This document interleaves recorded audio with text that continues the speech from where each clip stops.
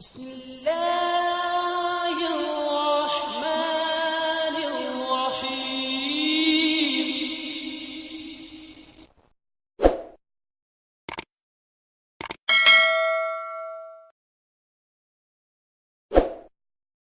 اس مختصر سی تمہید کے بعد سب سے پہلے آج کے ایپیسوڈ میں گفتگو کا آغاز محترم مولانا محمد کریم الدین صاحب شاہد سے کرنا چاہتا ہوں کہ ہستی باری تعالیٰ اللہ تعالیٰ کو ماننا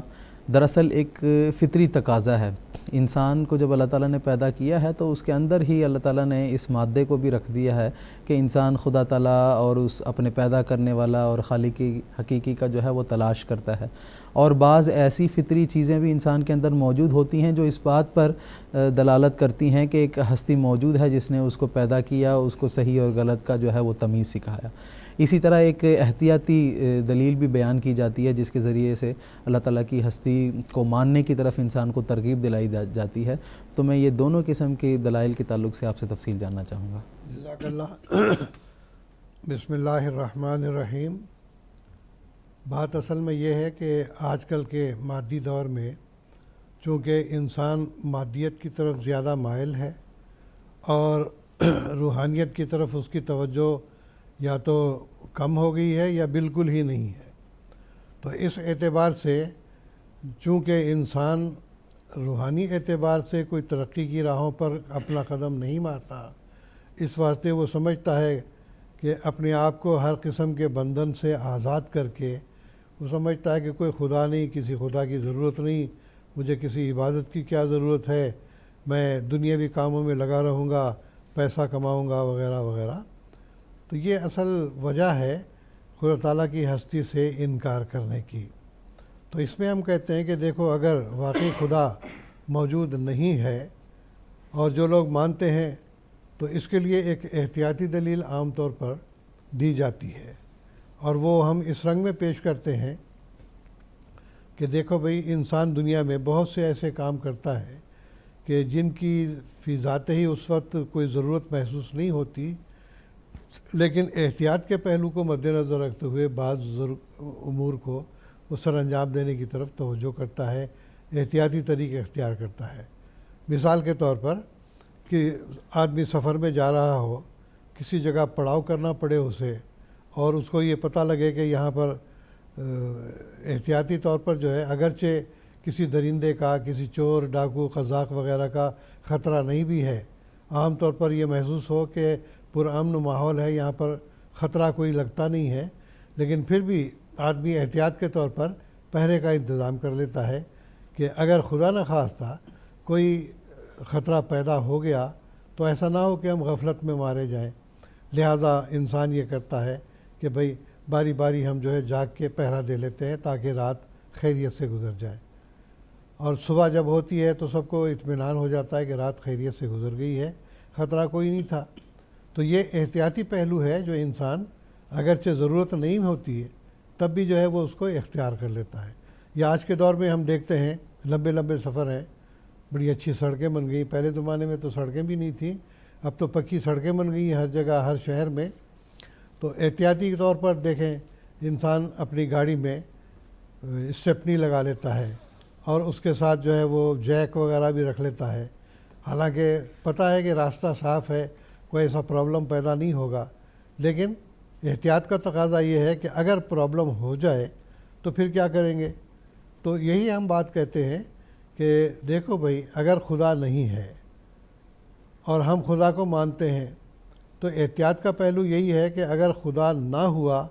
تو ہم خدا کو ماننے والے تو چھوٹ جائیں گے، کوئی پکڑ نہیں ہے ہماری، اور تم بھی جو ہے چھوٹ جاؤ گے، تمہارا بھی نقصان نہیں ہے، ہمارا بھی نقصان نہیں ہے۔ اور اگر ہم خدا کو مانتے ہیں، اس کی عبادت کرتے ہیں اور خدا ہوا تو ہمارا تو فائدہ ہے اس میں، لیکن تم جو انکار کرتے ہو کل کے دن کیا جواب دو گے پھر۔ تو یہ ایک احتیاطی پہلو ہے کہ خدا کے نہ ماننے سے اور خدا کے ماننے سے اگر خدا نہ ہوا تو اس میں کوئی نقصان نہیں ہے کہ ہم خدا کو مان لیں، کیونکہ آپ بھی بری الذمہ ہو جائیں گے، ہم بھی بری الذمہ ہو جائیں گے۔ چنانچہ حضرت علی رضی اللہ تعالیٰ عنہ نے ایک دفعہ ایک آدمی کو یہی سمجھانے کے لیے یہی دلیل دی کہ اس نے کہا کہ خدا کوئی نہیں ہے، میں نہیں مانتا، تو اس نے کہا کہ دیکھو بھئی ہم تو خدا کو مانتے ہیں، اس کی عبادت بھی کرتے ہیں، اگر خدا ہے اور کل کے دن تم خدا کے حضور حاضر ہو جاؤ گے تو تم کیا جواب دو گے اس کو؟ ہمارا تو کوئی نقصان نہیں ہے، اور اگر تمہارے خیال کے مطابق خدا نہیں ہے، ہم عبادت کر رہے ہیں، اپنا وقت جو ہے وہ صرف کر رہے ہیں، اس سے ہم بہت ساری چیزوں سے بچ جاتے ہیں، تو اس سے اگر خدا ہوا تو پھر تم کیا جواب دو گے؟ تو اس کو سمجھ آ گئی کہ ہاں یہ بات تو درست ہے کہ نہ ماننے میں ہمارا نقصان ہے، مان لینے میں نقصان کوئی نہیں ہے، اگر نہیں ہوا تو ہم بھی بری تم بھی بری۔ تو یہی بات ہے کہ جب انسان کسی بات کو مان لیتا ہے اور اگر اس میں بھلائی ہے تو یقینی بات ہے کہ اس میں اس کا فائدہ ہی ہے، نقصان نہیں ہے۔ مثال کے طور پر انسان بعض باتوں کو فطرت کے طور پر اختیار کرتا ہے،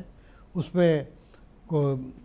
بیرونی دباؤ کوئی نہیں ہے، اس میں ایک دہریہ بھی یہ مانتا ہے کہ زنا کرنا بری بات ہے، قتل کرنا بری بات ہے، کسی کو دھوکہ دینا بری بات ہے، یا کسی کو فریب دینا بری بات ہے، جھوٹ بولنا بری بات ہے۔ اب یہ ساری صفات ایسی ہیں کہ کوئی خدا کو مانتا ہو یا نہ مانتا ہو، سب اس کو برا سمجھتے ہیں، لیکن یہ باتیں تو ایسی ہیں کہ اگر خدا نہ ہوا تو ایسی صورت میں تو ہم دیکھتے ہیں دنیا میں عام انسان بھی اس سے نفرت کرتا ہے، ایسی باتوں سے۔ پھر یہ ہے کہ حکومت بھی اس کو تعزیر دیتی ہے کہ کوئی جھوٹ بولتا ہے، قتل کرتا ہے، زنا کرتا ہے، اس کی سزا دی جاتی ہے۔ آج کل تو دیکھیں اخبارات میں بڑا چرچا چل رہا ہے می ٹو کا۔ اب دیکھیں کیا وبال پیدا ہو گیا ہے کہ سالوں پہلے کوئی بات اگر ہو گئی ہے، آج اٹھا کے اس کو جو ہے وہ اس کے اوپر تہمت لگائی جا رہی ہے۔ تو یہ ایسی باتیں ہیں کہ حکومت اس کو پکڑ بھی رہی ہے۔ تو یہ باتیں کیوں ہیں؟ اس واسطے کہ ایک عوام الناس میں ایک خیال پایا جاتا ہے، اگر خدا نہیں بھی ہے تب بھی انسان مانتا ہے کہ یہ چیزیں غلط ہیں۔ تو اس لحاظ سے یہ احتیاطی تدابیر ہم اختیار کرتے ہیں، تو اس میں انسان کا فائدہ ہے، بھلائی ہے، اس میں نقصان کوئی نہیں ہے۔ اگر خدا نہیں ہے تو ہم بھی بری ہیں، تم بھی بری ہو جاؤ گے۔ تو یہ احتیاطی دلیل ہم اس لیے بیان کرتے ہیں کہ بالفرض اگر خدا نہیں ہے تو ہمارا تو کوئی نقصان نہیں ہے، ہم عبادت کرتے ہیں، لیکن اگر خدا ہوا تو تم کل کے دن کیا جواب دو گے؟ تو یہ ایک دلیل بنتی ہے کہ اللہ تعالیٰ موجود ہونا ہو یا نہ ہو، لیکن بعض باتیں ایسی ہیں جو انسان کی فطرت اس کو دھتکارتی ہے، سماج اس کو دھتکارتا ہے، حکومت اس پہ پکڑ کرتی ہے۔ تو یہ ایسی باتیں ہیں کہ جس کی وجہ سے انسان کو سوچنا چاہیے کہ اگر خدا ہوا اور میں نہیں مانتا ہوں تو پھر میرا کیا جواب ہوگا، اور خدا نہیں ہے تو تم بھی بری ہم بھی بری۔ تو یہ تو ایک احتیاطی دلیل ہے۔ دوسرے اب ہم لیتے ہیں فطرت کو۔ اللہ تعالیٰ نے انسانی فطرت میں اپنے وجود کا ایک ثبوت رکھا ہے، چنانچہ قرآن مجید میں بھی اس بات کا اللہ تعالیٰ نے ذکر کیا ہے کہ فطرت اللہ التی فطر الناس علیہا فاقم وجہ کا للدین حنیفہ فطرت اللہ التی فطر الناس علیہا، سورۃ روم کی 31ویں آیت ہے۔ مطلب یہ ہے کہ اے انسان، تو اپنے حد اعتدال پر قائم رہتے ہوئے فطرت انسانی پر، اللہ تعالیٰ نے جس فطرت نیچر پر تم کو پیدا کیا ہے اس پر تم قائم رہو گے تو تم فائدہ اٹھاؤ گے۔ اب یہ دیکھیں ہم کہ فطرت ہے کیا چیز۔ یہ عربی لفظ ہے کہ جس کے معنی یہ ہے، فطرہ کے لفظی معنی ہے کسی چیز کو نئے سرے سے بنانا، فطرہ کے معنی ہے اختراع، اس نے اس کو نئے سرے سے پیدا کیا۔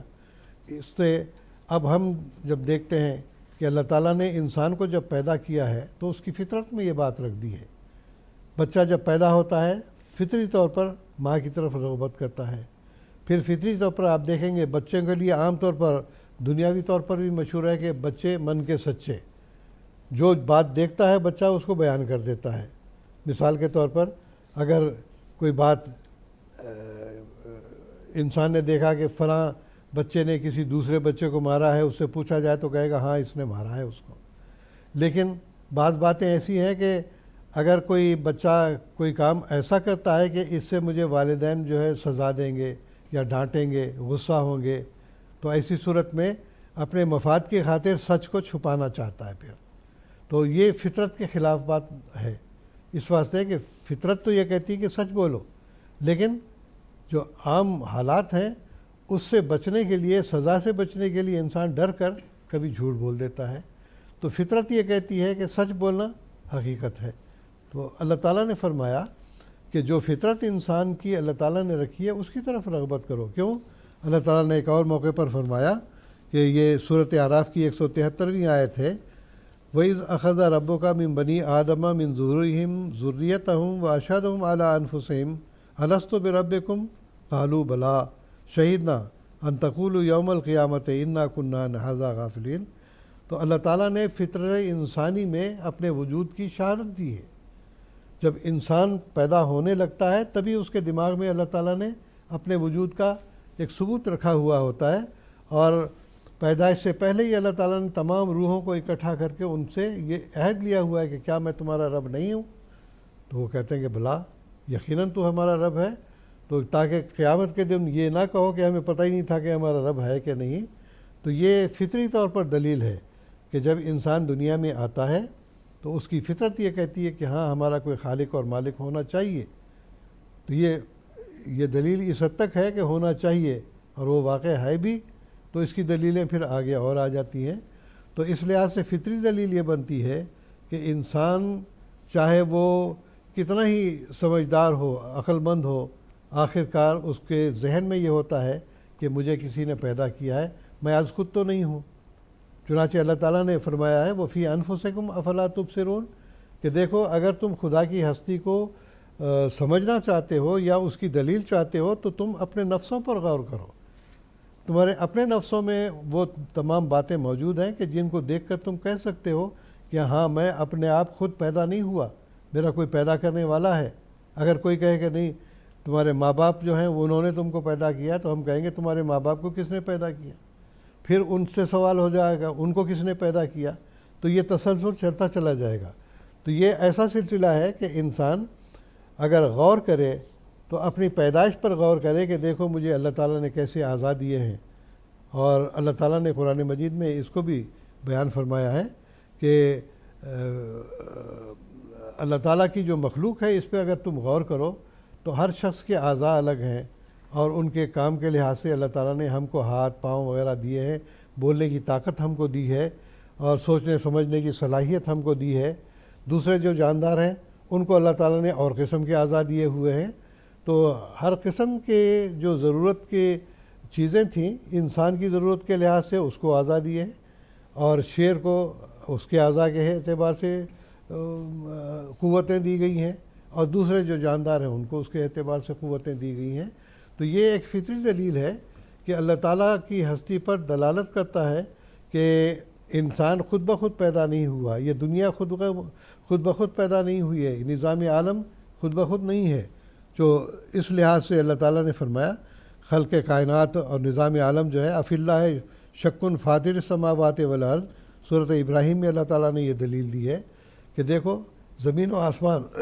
جو اتنے اللہ تعالیٰ نے پیدا کیے ہیں اس پہ شک کرنے کی گنجائش ہی کوئی نہیں۔ میں آخر میں ایک بدوی کی دلیل کو میں بیان کرتا ہوں، بڑی سادہ اس نے دلیل دی۔ کسی فلاسفر نے اس سے پوچھا کہ تو خدا کو مانتا ہے، کیا دلیل ہے تیرے پاس؟ تو وہ بدوی عرب تھا، دیہاتی تھا، اس نے کہا البارۃ تدل علی البعیر و آثار الاقدام علی السفیر و سماء ذات البروج والارض ذات الفجاج کیف لا تدل علی اللطیف الخبیر، کہ دیکھو جب میں جنگل میں کسی اونٹ کی مینگنی کو دیکھتا ہوں تو پتہ لگ جاتا ہے کہ یہاں سے اونٹ گزرا ہے، اگر قدموں کے نشان مجھے نظر آتے ہیں تو میں سمجھ جاتا ہوں کہ یہاں سے کوئی آدمی گزرا ہے۔ اور پھر یہ اللہ تعالیٰ نے جو آسمان پیدا کیا ہے جس کے اندر چاند ستارے وغیرہ جو بنائے ہیں، اور یہ زمین جس کے اندر بے شمار راستے ہیں اور بہت ساری چیزیں اللہ تعالیٰ نے پیدا کی ہیں، یہ تمام چیزیں کیسے دلالت نہیں کرتی کہ یہ اللہ کا وجود ہے؟ تو یہ دلیل اللہ تعالیٰ نے فطری طور پر دی ہے کہ دیکھو تم زمین و آسمان پر غور کر کے دیکھو، یہ خود بخود نہیں ہے، ان کا نظام خود بخود نہیں ہے، اور ہر ستارے کا اپنا جو ایک فاصلہ ہے وہ فاصلہ بھی بالکل ہمیشہ یکساں رہتا ہے۔ پھر زمین کی گردش کو دیکھو، سورج کی گردش کو دیکھو، اور تمام جو نظام شمسی ہے اس پر غور کرو، تو یہ خود بخود نہیں ہو سکتی، یہ اتفاق کا نتیجہ بھی نہیں ہے، اور نہ ہی یہ خود بخود ہو سکتی، بلکہ اس کو کسی بالارادہ ہستی نے پیدا کیا ہے جو اس کو چلا رہا ہے۔ تو یہ دلیل ہے اس بات کی کہ اللہ تعالیٰ موجود ہے جس نے اتنی بڑی کائنات کو پیدا کیا اور انسان کو بھی پیدا کیا ہے۔